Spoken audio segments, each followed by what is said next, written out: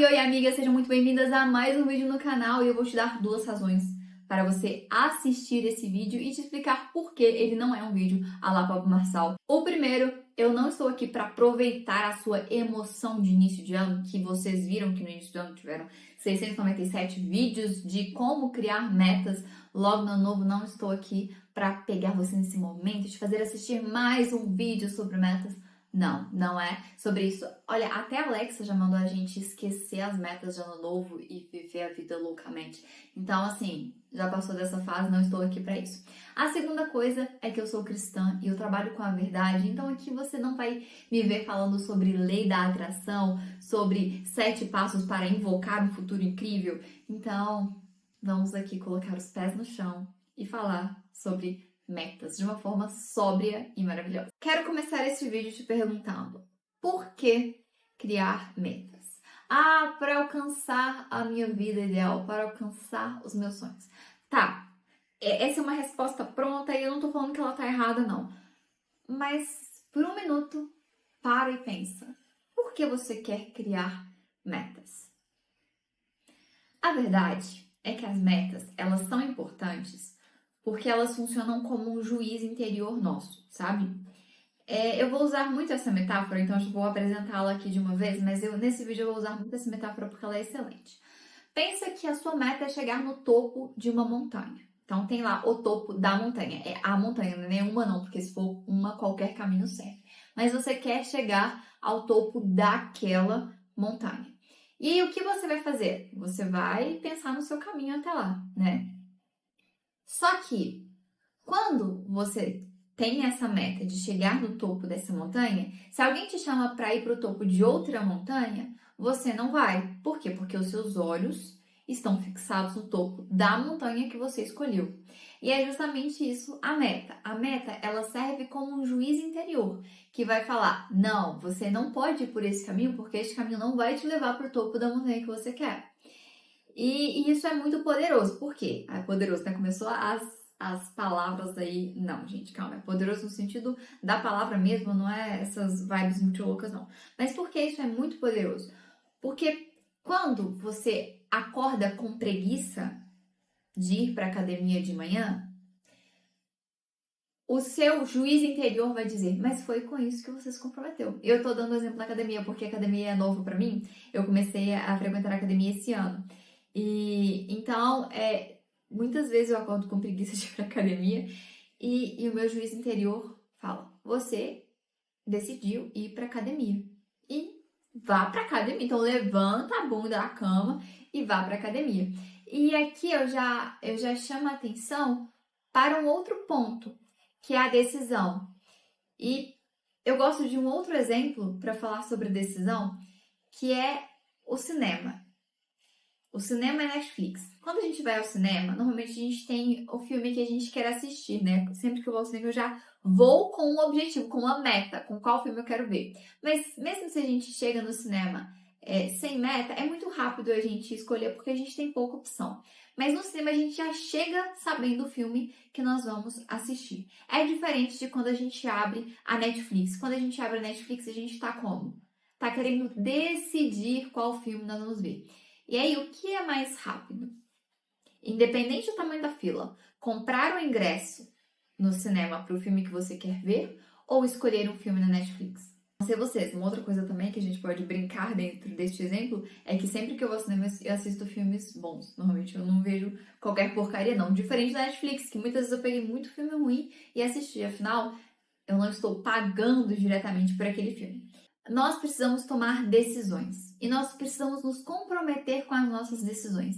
E isso precisa ser muito claro quando nós estamos pensando em metas. Porque quando nós temos metas, nós devemos nos comprometer com essas metas. Se a minha meta é ir todos os dias para a academia, quando eu acordo de manhã, não é uma opção ficar na cama. Então, dentro das metas que você propôs para você, na hora de executá-las, não deve ser uma opção para vocês fazer outra coisa. E isso economiza muito tempo. Isso economiza muito tempo e muita energia, porque escolher cansa. Então, decida qual filme você vai ver. Decida a meta que você quer ter. Vá e faça o que você precisa fazer para alcançar o que você quer. Decida o topo da montanha que você quer escalar. Isso é muito importante. E a partir disso, você vai estabelecer dentro de você um juízo interior que vai te guiando para que você não saia do seu caminho. E até esse juízo interior ele é importante, por exemplo, um dia que você estiver passando mal.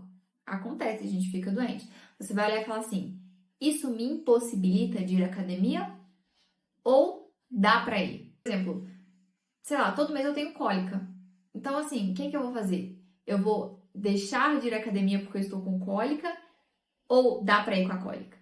Dá pra ir com a cólica. Mas depois do carnaval eu cheguei passando mal, parece que foi uma virose. Não dava pra ir pra academia passando mal daquele jeito. Então, o meu juízo interior, ele me ajudou a tomar a melhor decisão dentro da minha meta, seguindo o topo da montanha que eu quero alcançar. Além disso, as metas, elas nos ajudam a focar a nossa energia em um ponto específico.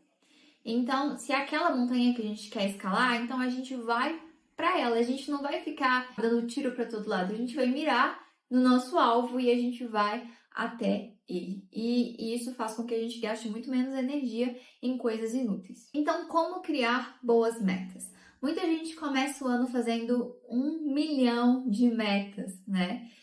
E fazem metas pro ano.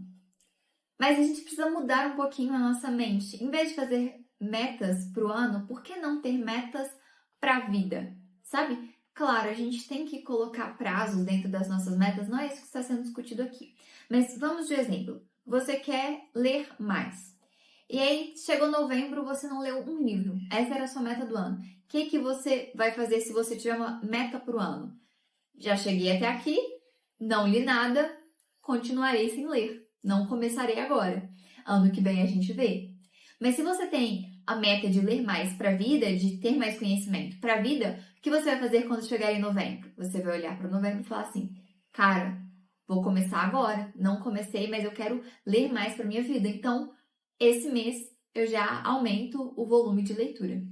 E é isso que acontece com você que está vendo esse vídeo, que não foi no início do ano que foi lançado, que na verdade a gente está aqui já no fim de fevereiro, início de março. Então, aqui você já perdeu a sua motivação de início de ano, de recomeço, aquela coisa de deixei os pecados para trás, agora vida nova, ano novo, tudo novo. Porque é um outro momento. Então, aqui é o momento em que você vai olhar para a sua vida e não para o seu ano na hora de fazer metas. E isso é muito mais interessante do que fazer metas para um ano. Porque quando você faz metas para a vida, você já precisa se organizar para que aquilo seja cumprido por um longo período de tempo. E mais, quando você começa a fazer metas pensando na sua vida, em um momento ou outro você vai começar a pensar na sua morte. Como assim, Catarina? Eu tô fazendo aqui planos para minha vida, você vai falar da minha morte? Sim, porque é interessante a gente ter um vislumbre da forma pela qual nós queremos ser lembradas depois de morrer. Isso nos traz uma responsabilidade diante da vida muito maior. Muitas vezes, quando nós vamos fazer as metas, nós pensamos nas metas POPs. E eu aqui vou dar vários exemplos de metas POPs. O que são as metas POPs? Este ano eu quero emagrecer, eu quero ler mais, eu quero aprender um idioma, né? Normalmente eu quero aprender inglês, eu quero ir à academia, tal, tal, tal. A grande questão aqui é que quando a gente começa a pensar na nossa morte e a gente vai começar a fazer planos diante da nossa morte, pensando que vamos morrer e como queremos ser lembrados, nossos planos, eles têm um significado. Então, se desvincule das metas POPs e olhe para o grande cenário da sua vida e pense no seu propósito. Quando nós pensamos em propósito, é algo muito abstrato normalmente, né? Nós sempre pensamos em propósito como uma nuvem, um pensamento que está muito distante, difuso, mas nós precisamos trazer a questão do propósito mais para a nossa realidade. Nós precisamos entender o nosso propósito. E como compreender o nosso propósito? Eu não sei qual objeto eu posso pegar aqui agora. Temos aqui um copo com uma tampa divertida. Este copo, essa tampa, ela é muito intuitiva. Mas pode ser que alguém que pegou esse copo pela primeira vez e a tampa estava fechada, pode ser que não compreendeu muito bem como funciona esse copo, pode querer beber por aqui, pode querer destampar por aqui, enfim.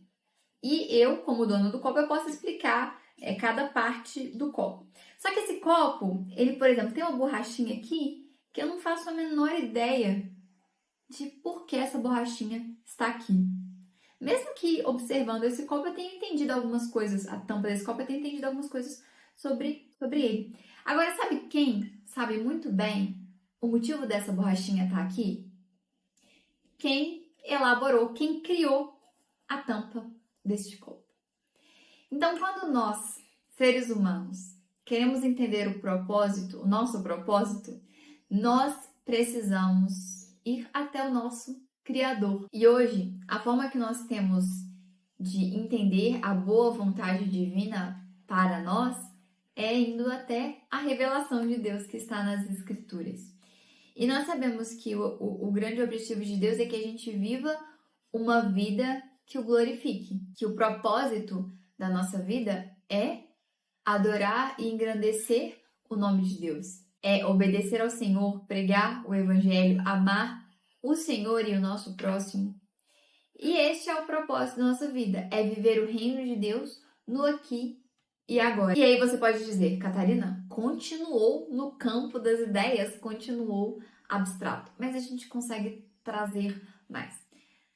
Vamos pensar no exemplo da academia, que é uma meta pop, mas olha só, que quando a gente vive uma vida para a glória de Deus, quando a gente busca viver essa vida no aqui e agora, as coisas ordinárias, as coisas comuns do dia a dia, elas têm um tom extraordinário. A academia, por exemplo, vai tratar a minha constância, a minha disciplina, vai tratar também a minha paciência, porque a gente sabe que na academia a gente lida com outras pessoas, a gente tem que ficar fazendo repetições que necessariamente treinam a nossa paciência, vai me ajudar a ter mais força para servir o meu próximo, ter mais saúde para servir o meu próximo, vai inspirar outras pessoas a também cuidarem do seu próprio corpo. A questão aqui de viver uma vida, uma boa vida, glorificando ao Senhor, é a gente também olhar para a nossa rotina, para as nossas atividades comuns e ver como nós glorificamos ao Senhor nessas pequenas atividades cotidianas. A vida bem vivida é justamente essa vida, a vida que a gente consegue olhar para as atividades comuns, como fazer um café, organizar a casa e dar um sentido extraordinário para essas atividades. E é isso que as nossas metas devem vislumbrar. Elas podem ser o mais comuns, mais pops possível, mas que elas tenham um vislumbre daquilo que é extraordinário.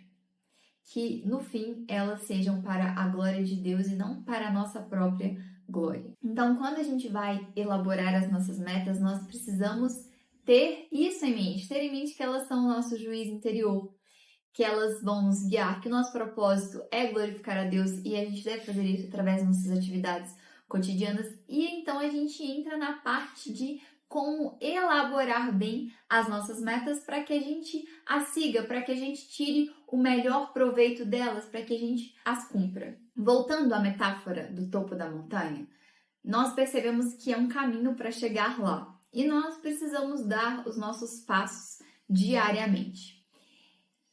E é aí que mora o grande segredo. As nossas metas, elas devem ser estruturadas para caberem na nossa rotina. Então, o passo a passo para alcançar as nossas metas deve ser feito na nossa rotina. Então, a gente se organiza para que a gente cumpra ali tarefas, atividades, crie hábitos para que a gente alcance as nossas metas, tudo isso dentro da nossa rotina. Isso necessariamente demanda que a gente goste do processo. E para você organizar as suas metas dentro da sua rotina, eu tenho 5 conselhos, 5 passos, 5 dicas, 5 coisas que eu preciso te falar que vão facilitar muito você cumprir as suas metas. A primeira coisa é que você precisa ter uma razão para aquela meta. Mesmo que seja glorificar a Deus, isso já é uma grande de uma razão, porque a razão ela vai te levar a ação. E isso é muito necessário. Como sabiamente disse Nietzsche, aquele que tem um porquê suporta quase todos os como. Então você precisa de um porquê, você precisa de clareza pelo qual você vai fazer o que você se propôs a fazer. Se você não tem uma razão, você fica confusa e desmotivada, porque você não sabe a razão pela qual você vai fazer aquilo. Aquilo não tem sentido para você, não tem um motivo que te leva à ação. A segunda coisa, você precisa ter habilidade para fazer o que você se propôs. Você precisa ter vocação para aquilo. Vou dar um exemplo bem prático. O beach tênis e a academia.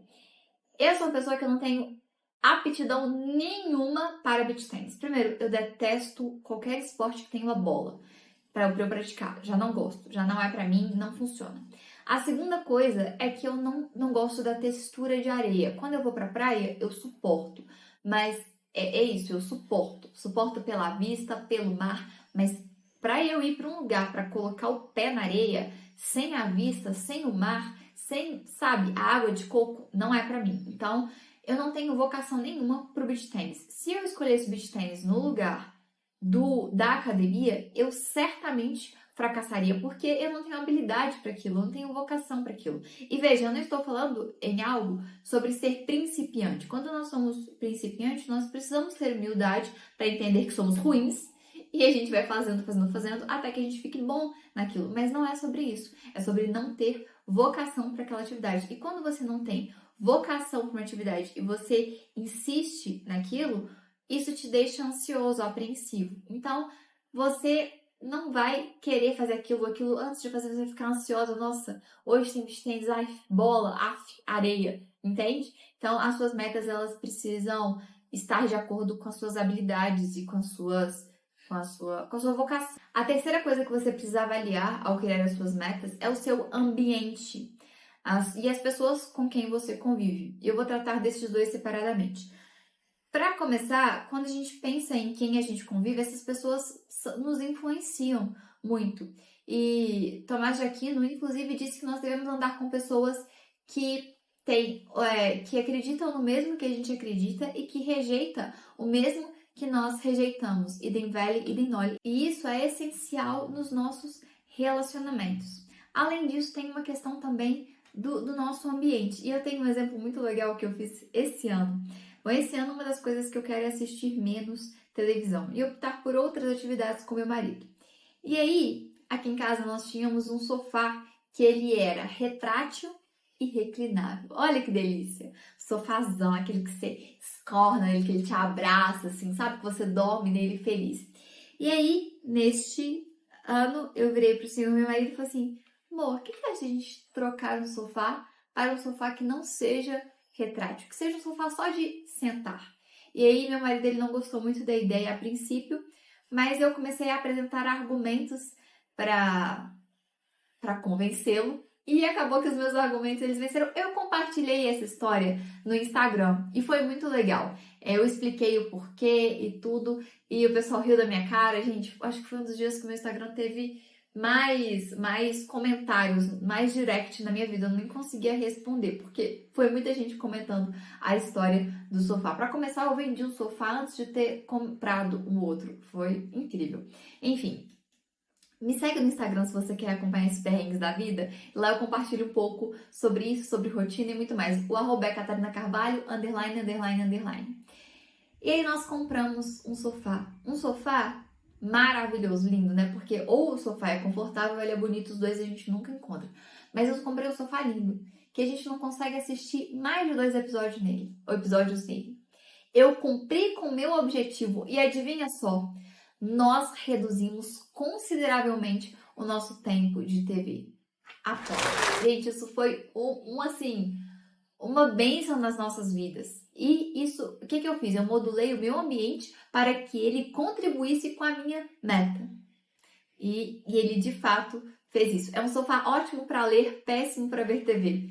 Exatamente o que eu queria. Eu fiquei tão feliz com essa conquista. E quando o seu ambiente, as pessoas ao seu redor não contribuem para as suas metas, na verdade elas criam resistência para você atingir as suas metas. E o que você menos quer é mais obstáculos para você chegar onde você quer chegar, menos pedras no caminho. Então, se aproxime de pessoas que têm os mesmos valores que vocês e faça com que o seu ambiente contribui para você alcançar aquilo que você deseja. A quarta coisa que você precisa avaliar antes de criar a sua meta são os recursos que essa meta exige de você. E aqui muitas vezes a gente pensa só em dinheiro, né? Mas recurso é tempo, energia e dinheiro. Eu sempre trabalho com esses 3 recursos que nós temos. Então, avalie, você tem tempo no seu dia para fazer isso?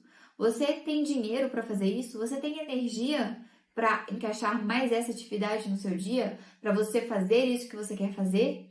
Então, sempre avalie os seus recursos. Porque se você não tem os recursos necessários, você vai se sentir frustrado. Isso não é o que nós queremos. A quinta e última coisa é elaborar um plano de ação. Aí aqui você vai usar SMART. Como assim, Catarina? Até agora você não falou das metas SMART. Pois é, gente, agora que já estou mencionando o método SMART para vocês. Se você não sabe o que são as metas SMART, SMART é um anagrama em inglês, né? É uma meta específica, mensurável, alcançável, relevante e temporal. E é bem intuitivo, né? As metas SMART, e é o que todo mundo já meio que tá careca de saber. Elabore o seu plano de ação e aí você usa as metas SMART, mas é muito interessante porque as metas SMART, ela tem uma parte que é um pouco ruim, porque até o pessoal da GE teve um problema em um ano, porque as pessoas estavam criando metas irrelevantes, mas que atendiam a todos os requisitos das metas SMART, e aí o que aconteceu é que eles elaboraram um sistema de metas que são tanto SMART quanto focadas. Então, dentro do plano de ação, as metas precisavam ser algo que tire da zona de conforto. Isso é papo para um outro dia, né? Eu tô aqui dando uma palhinha de algo que é mais extenso.